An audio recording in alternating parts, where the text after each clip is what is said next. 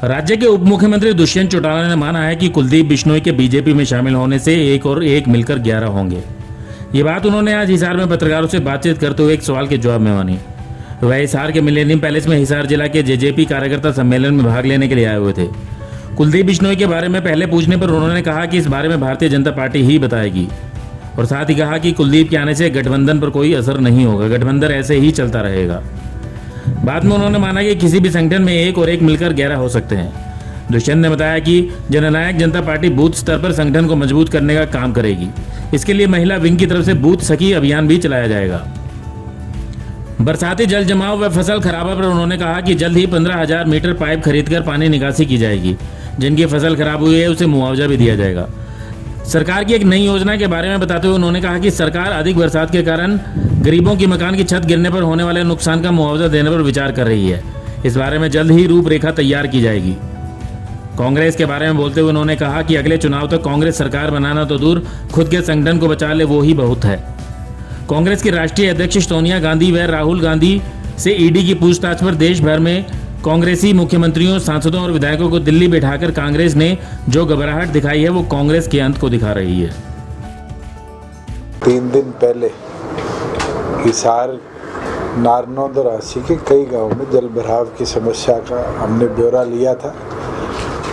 उसके अंदर 30 लाख रुपए तो उसी दिन मेरी डिस्क्रिप्शन से पाइपलाइन परचेज के लिए आ गए थे और 1 करोड़ रुपए एडिशनल आज सुबह स्टेट ने मंजूरी दे दी है और 2 दिन के अंदर एडिशनल पाइपलाइन और पंप्स 15,000 मीटर पाइप और पंप्स हिसार में आ जाएंगे, जिससे जो एक्सेस वाटर आज किसानों के खेत में खड़ा है उसको जल्द से जल्द ड्रेन आउट किया जाएगा। उसके एडिशनली कल 5 अगस्त से प्रदेश भर में गिरदावरी शुरू हो रही है।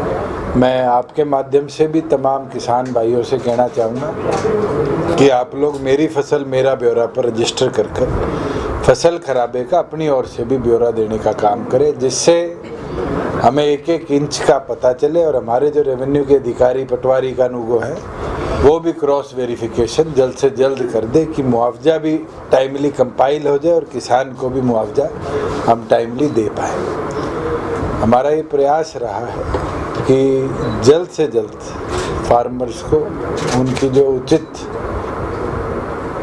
आज क्रॉप डैमेज बनती है उसका रीइंबर्समेंट हम करें और डिजिटलाइजेशन के सहयोग से जो वादा विधानसभा में पिछले सेशन में मैंने किया था, इस क्रॉप सीजन में किसानों को उसका लाभ भी मिलेगा।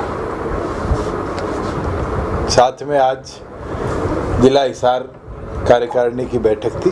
कई अहम विषयों पर जो मेरी जिम्मेवारी संगठन की ओर से डॉक्टर अजय सिंह चौटाला जी की ओर से लगी थी उस पर चर्चा करी गई है। पहले तमाम, क्योंकि हमारे डिस्ट्रिक्ट सेल्स कंप्लीट है, हल्का सेल्स भी हम 20 तारीख से पहले कंप्लीट कर कार्यकर्ताओं को उनकी जिम्मेवारी दें।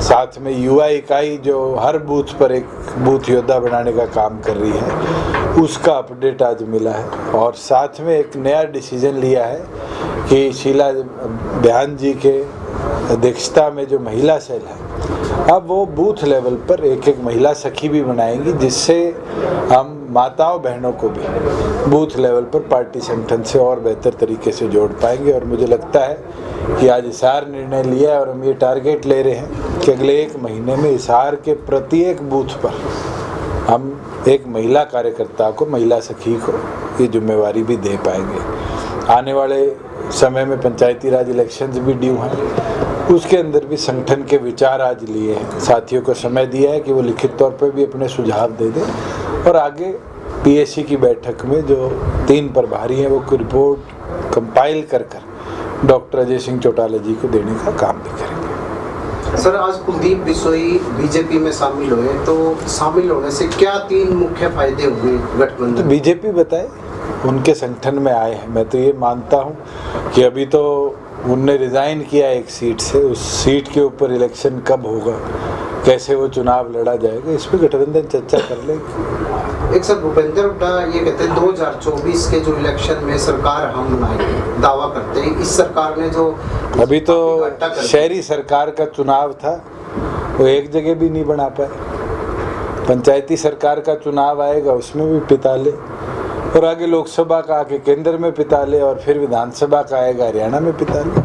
हर संगठन दावा करता है, कार्यकर्ता कितनी मेहनत करते हैं वो उस पर निर्भर करता है वो संगठन किस ऊंचाई पे पहुंचेगा और कितना मजबूत होगा। एक चीज़ तो आज साबित होगी कि सोनिया गांधी राहुल गांधी को 3 और 4 बार ईडी ने क्या बुलाया, कांग्रेस ने अपने सारे मुख्यमंत्री, मंत्री, एमएलए, सांसदों को दिल्ली बैठा दिया, उससे संगठन नहीं आगे बढ़ेगा। केसेस तो मुझे नहीं लगता इंडिया में कोई ऐसा पॉलिटिशियन रहा होगा आज तक जिसने मुकदमे झूठे सच्चे झेले नहीं है, मगर ये जो घबराहट है ये कांग्रेस के अंत को दिखा रही है। और मैं ये मानता हूँ 24 में सरकार बनाना तो बहुत दूर की बात है, कांग्रेस को बचाना ही उनके लिए एक चैलेंज हो जाएगा। सर कुलदीप जैसे अभी शामिल हुए, कहीं ऐसा तो नहीं कि आप पे प्रतिद्वंदी तैयार कर रहे हैं ऐसा कुछ बीजेपी पार्टी? ना तो मैं कभी घबराया ना आगे घबराऊंगा। गठबंधन है, रहेगा, और मजबूती के साथ हमने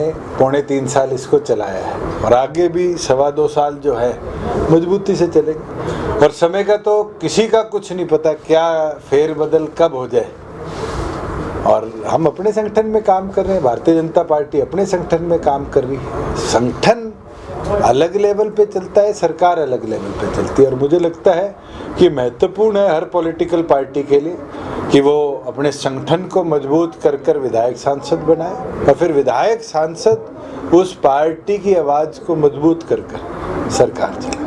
आज सर मुख्यमंत्री जी ने भी यही कहा है कि कुलदीप बिश्नोई शामिल हुए तो हमारा कड़ुम्बा मजबूत हो। बिल्कुल, तो 1 और 1 11 होता ही है, कोई भी जुड़ता है। अपनी पार्टी को और कैसे मजबूत करेंगे आगे? देखो, हमने तो अब पीछे इतने लोगों ने ज्वाइन किया है, अलग अलग पार्टियों से ज्वाइन किया। मैं कैथल में गया था तो वहाँ पर तो एक संगठन को पूरे को ही हम शामिल करा लें, और धीरे धीरे हर पार्टी के प्रयास रहते हैं। अब बूथ लेवल पर हम जा रहे हैं, पता नहीं कितने हजारों लाखों कार्यकर्ताओं को बूथ लेवल पर हम जोड़ेंगे। तो ये तो हर पॉलिटिकल पार्टी का विजन, लक्ष्य होता है। और मैं तो 3 चीज़ कहता हूँ, कार्यकर्ताओं के लिए नरम बोलना, दिमाग ठीक रखना, पाँव से कभी थकना नहीं, मेहनत करना, और संगठन की सोच को आगे बढ़ाना।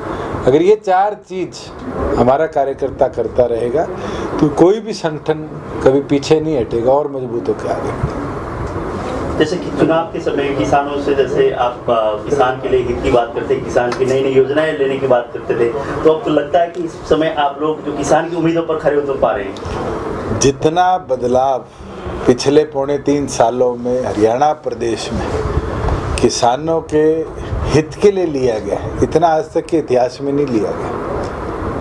पहले किसी के खेत में आग लग जाती थी तो सिर्फ एक ही रीज़न होता था कि अगर बिजली के शॉर्ट सर्किट से आग लगी है, मुआवजा मिलता है। आज कैसे भी आग लगे किसान को लाभ मिलेगा। किसान मंडी में गेहूँ लेके, जीरी लेके, बाजरा लेके जाता था, 3-3, 4-4 दिन उसको ट्राली पे सोना पड़ता था। पिछले 2 साल में बताओ किसान को एक रात भी सोना पड़ा।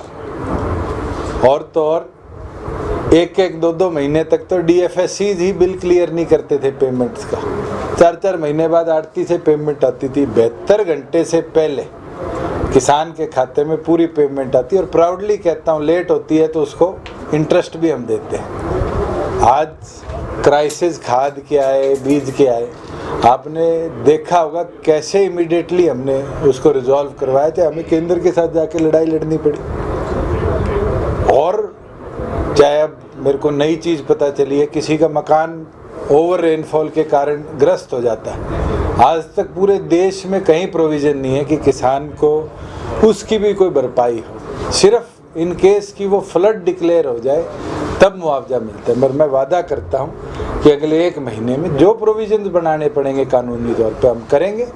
एक लिमिट चाहे हम दे पाए, पूरा ना दे पाए, मगर उस लिमिट तक हर उस गरीब आदमी को जो ओवर रेनफॉल के कारण आज अपने आवास में नहीं घुस पा रहा, उसको उसका मुआवजा देंगे। ब्यूरो रिपोर्ट, नई ताज़ा न्यूज़, हिसार। लेटेस्ट वीडियोस के लिए सब्सक्राइब करें हमारा चैनल नई ताज़ा न्यूज़ और दबाएं बेल आइकॉन ताकि आप मिस ना करें कोई भी अपडेट।